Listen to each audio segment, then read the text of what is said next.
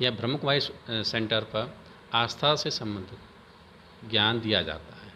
तो यहाँ दीदी लोग हैं, सेविका लोग हैं, उनसे जानने की कोशिश करते हैं ये ब्रह्म का ज्ञान प्राप्त करने के लिए एक भक्त को, एक आम आदमी को दिनचर्या में या अपने जीवन में क्या क्या बदलाव की आवश्यकता होती है। दीदी आपका स्वागत है। ओम शांति। हाँ दीदी, आप ये बताएं, एक आम आदमी आपके आश्रम में आता है तो सबसे पहली प्राथमिकता के तौर पर कौन सा नियम का पालन करना ज़रूरी है? सबसे पहले तो यहाँ डेली हम आते हैं, रोज़ाना आना कंपलसरी है। और उसके बाद फिर जैसे हम लोग विशेष स्वच्छता पर अपना ध्यान रखवाते हैं, नहा धो कर के ही आएँ। और हमारा विशेष 7 दिन का कोर्स होता है, जिस 7 दिन के कोर्स में हमारी सेल्फ नॉलेज कि आप कौन हैं और ये दुनिया क्या है, तो हम विशेष इसी बात पर अंडरलाइन कराते हैं कि हम यहाँ आए हैं कुछ समय के लिए, तो अपने मन में ये रखें कि हमारा यहाँ थोड़े दिन का आना है और फिर जाना है।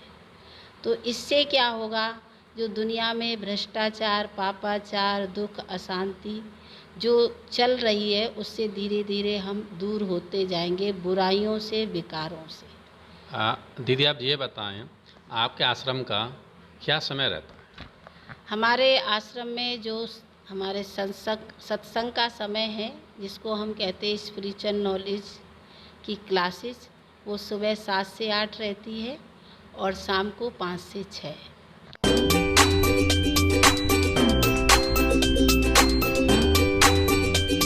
दीदी आपका उद्देश्य क्या रहता है कि आम आदमी में क्या बदलाव होनी चाहिए कि वो अपना सुख प्राप्त कर सके, बेचैनी छोड़ के शांति से रह सके, और भी बहुत सारी ज़िंदगी में ज़रूरतें होती हैं, उनके लिए क्या सलाह देंगे?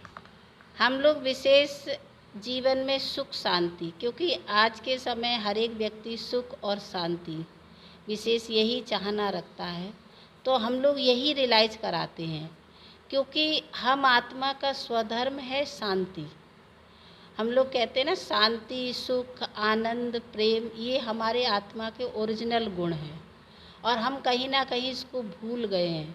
तो हम लोग इसी बात का विशेष ध्यान खिंचवाते हैं कि आप एक शांत स्वरूप आत्मा है, सुख स्वरूप आत्मा है, प्रेम स्वरूप आत्मा है, आनंद स्वरूप आत्मा है, और इसकी ही हम यहाँ प्रैक्टिस कराते हैं। शाम का हमारा मेडिटेशन चलता है 6:30 से 7:30, तो बैठ कर के इसी की ही अनुभूति कराते हैं। तो दीदी जैसे आपके आश्रम को कोई आम आदमी जॉइन करता है, आता है, तो उसको कोई खाने की पाबंदियाँ होती हैं या ज़िंदगी में, जीवन में कुछ ऐसे कार्य होते हैं उनको वो ना करे तभी ये ब्रह्म ज्ञान प्राप्त हो, तभी शांति मिले या तभी सुख मिले, ऐसे कुछ कार्य बताएं?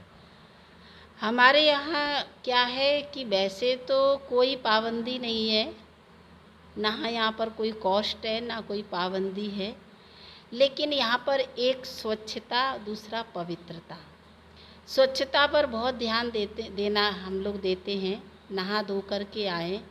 और खान पान के लिए अगर कहते हैं, क्योंकि जो खान पान हमारा कहते हैं ना, जैसा खाएंगे अन्न वैसा बनेगा मन, तो इसलिए हम अन्न पर है कि अगर हम स्वच्छ भोजन करें, नॉन वेज ना खाएं, प्याज लहसुन ना खाएं, क्योंकि हम जैसा खाना खाते हैं वैसी ही हमारी वृत्तियाँ बनती हैं। तो हम लोग विशेष इस बात पर भी ध्यान खिंचवाते हैं।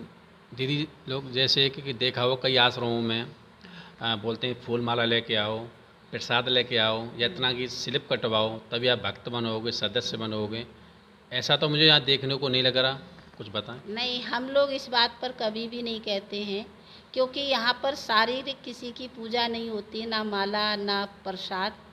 यहाँ पर जो होता है, हम लोग आत्मा का ज्ञान देते हैं, परमात्मा से बुद्धि योग लगाना, मन से विचारधारा को अपनी परिवर्तन करना, मन से परमात्मा को याद करना, ध्यान लगाना।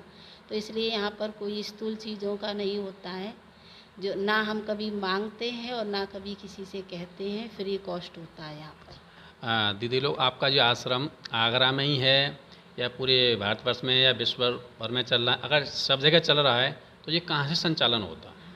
हमारा जो ये इस संस्था का फुल नाम है प्रजापिता ब्रह्मा कुमारी ईश्वरीय विश्वविद्यालय, और हमारी ये जो संस्था है केवल भारत ही नहीं, इंटरनेशनल संस्था है।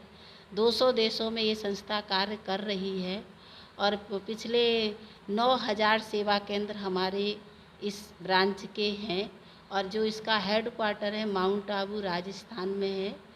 वहाँ से हमारी ये ब्रांचेस बनी हुई हैं और आगरा में भी 15 सेंटर हैं जहाँ पर ये कार्य चलता है। और उसके अलावा हम लोग गांव-गांव में भी छोटे छोटे कमरे लेकर के और ये अपनी स्पिरिचुअल नॉलेज की क्लास देते हैं। गांव के लोगों को भी समझाते हैं, शहर के लोगों को भी, सब तरह हमारा ये अभियान चलता है और हम सबकी सेवा करते हैं एज एक सोशल वर्कर। और इसके अलावा हम लोग अनाथ आश्रम, वृद्धा आश्रम, जेल और जो सामाजिक संस्थाएं हैं वहाँ पर भी जा कर के अपना ये ज्ञान का प्रसार करते हैं।